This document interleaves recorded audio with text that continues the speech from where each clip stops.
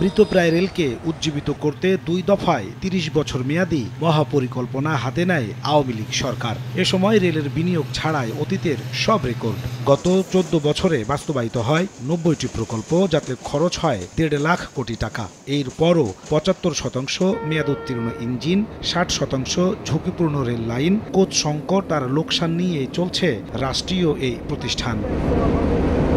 যোগাযোগ বিশেষজ্ঞরা বলছেন, বাস্তবায়ন হওয়া অধিকাংশ প্রকল্পেরই উপযোগিতা নেই। এর সাথে একমত নতুন রেল সচিবও। সুন্দর সুন্দর কথা বলে প্রকল্পগুলো নিয়েছি এবং যে মাত্রায় আসলে এটার রিটার্ন পাওয়ার কথা, সুবিধা পাওয়ার কথা, পুরোপুরি কিন্তু এখন আমরা পাচ্ছি না। যাত্রীবান্ধব হওয়ার জন্য যেভাবে পরিকল্পনাগুলি নেওয়ার দরকার ছিল, সেখানে কিছু সীমাবদ্ধতা আছে। পরীক্ষা করা হয়নি প্রপারলি এক্সামিন না করেই প্রকল্প এক্সপ্যান্ড করা হয়েছে।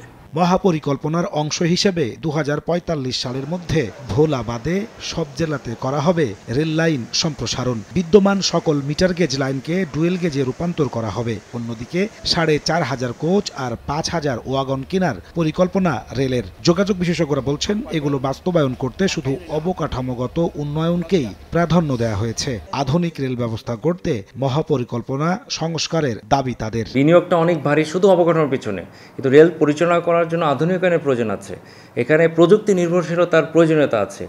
এই জিনিসগুলি এখানে আমার মহাপরিকল্পনার সাথে সংযোজন করতে হবে। মাস্টার প্ল্যানটা আবার রিভিজিট করে এটা সংস্কার করতে হবে। মাস্টার প্ল্যান অনুযায়ী যে আমার ডেভেলপমেন্ট পরিকল্পনাটা আমি এগিয়ে নিতে পারলাম না, এইগুলোকে আর একটু কীভাবে এই গ্যাপ আইডেন্টিফাই করে আমি আর একটু আপডেট করতে পারি, সেই পরিকল্পনা আমাদের এই মুহূর্তে আছে।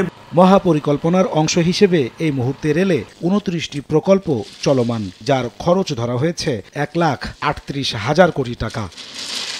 নাজমুস সালেহী, সময় সংবাদ, ঢাকা।